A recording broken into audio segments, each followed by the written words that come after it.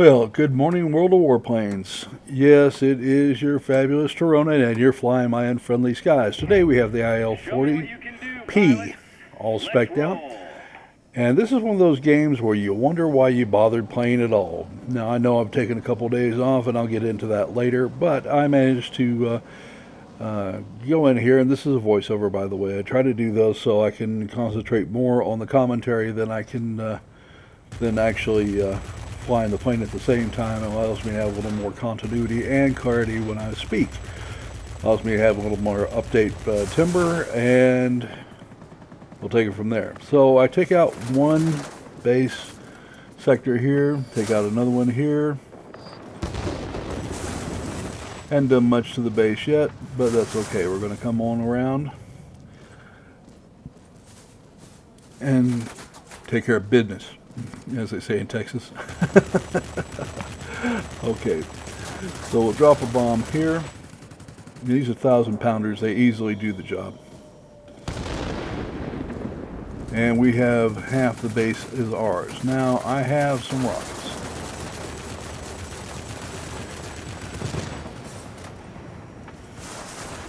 And let's take a look back, and sure enough, looks like we got that sucker, and we have the TAC base. All right. Now the game is going to pursue in the way that you'd hope that it would never unfold for you, and I'm going to tell you right now, we win this.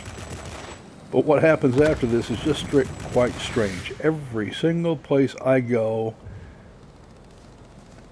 gets captured before I get there. But what I do manage to do is kill all sorts of aircraft.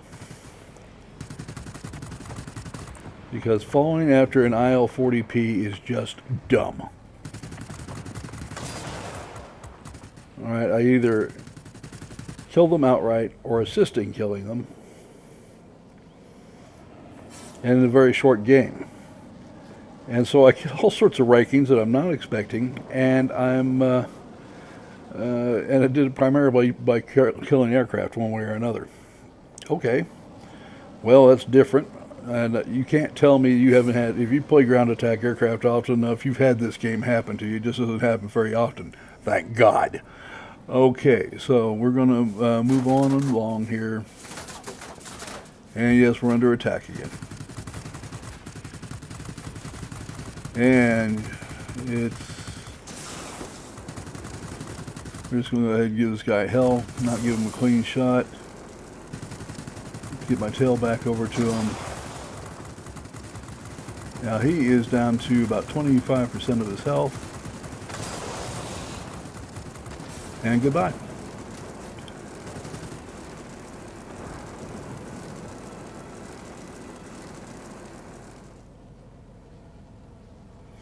Alright, you guys hanging out on my side like he ought to be, darn him.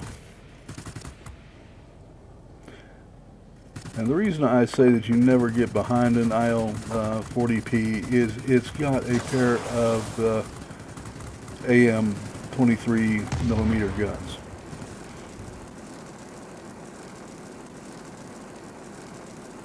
Alright, so as tough as this aircraft is, now this base has been taken while I was messing around with the fighters here, and we'll head back. We now have 3 of the 5 bases. Oh.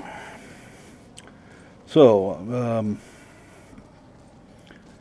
I guess it's time to talk about the other stuff. Alright, so I went in and got told I have suspected arrhythmia of the heart. Now, I'm an old guy.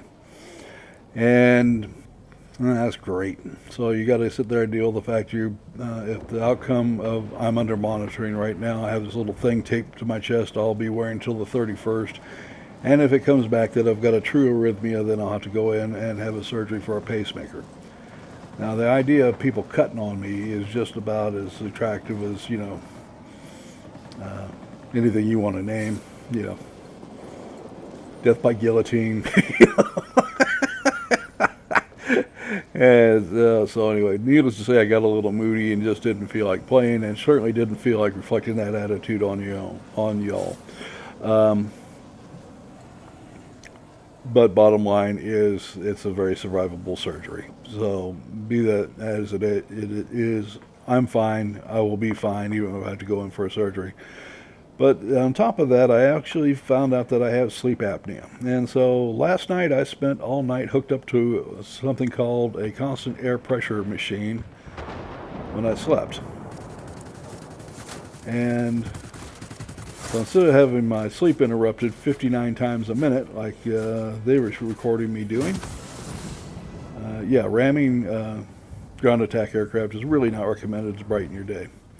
Okay, so I've shown up, and once again, the base is already taken before I get there.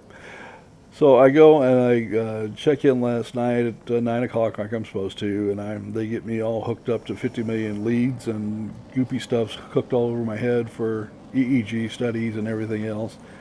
And then they hook me up to this mask that sits on top of my face while I sleep. Now, luckily for me, I'm a Navy guy, and I have, one of the first things they do as soon as you get out of boot camp is they immediately send you to firefighting school, where you run into buildings that are where the basement simulates a building filled full of water. They dump a bunch of diesel fuel into it, and they proceed to set it on fire, and you wear something, a self-contained breathing apparatus. These days it's a Scott Air Pack. In my day it was something called an OBA. And so needless to say, you sit there hour after hour with this mask over your face, and you get used to it. Strange thing to get used to, but sure enough you do. And so it bothered me out in the least, except for the drooling in the mask when I was falling asleep. And I wake up, and by the way, I am recording this. I woke up at 5:30 this morning, and the first thing I noticed was, damn, I'm awake. I don't need coffee. I don't need Coke. I don't need caffeine. I'm awake. None of this grumpy stuff and getting up in the morning, 2 hours to wake up, having to take a nap in the middle of the afternoon, and any of the other crap I've been putting up with. I mean, I'm awake.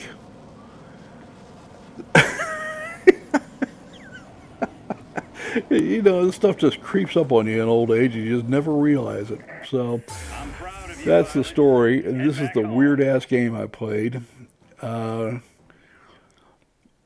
We won handily, and I guess I contributed primarily through tying up fighters and killing them. Because between kills and assists, I got 3 outright kills and 4 assists.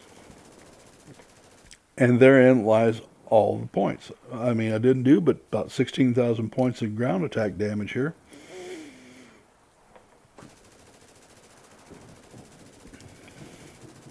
As you can see, not a lot of ground attack. I took 3 targets, and the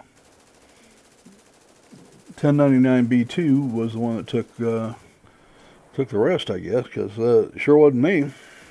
Couldn't get there in time. So everybody's had a game like that. This one's mine. Thought I would share it to you. It's a victory. It's a weird way to win. Thought it would be something different. Thought you guys might enjoy it. All right, gentlemen. Needless to say, make a long story short, that I'm back. Everything should be good for a while. Depending on what they have to call me back for next time is what will happen. But thank you so much for all the kind words that I got, and let you know that we're in full production again. I want you all to be safe out there. Between military service and getting 61 and noticing how many people didn't make it to this ripe old age, I know life is fragile, so be careful, please. Want to see you back. Remember to like the video, to subscribe, and we will see you tomorrow.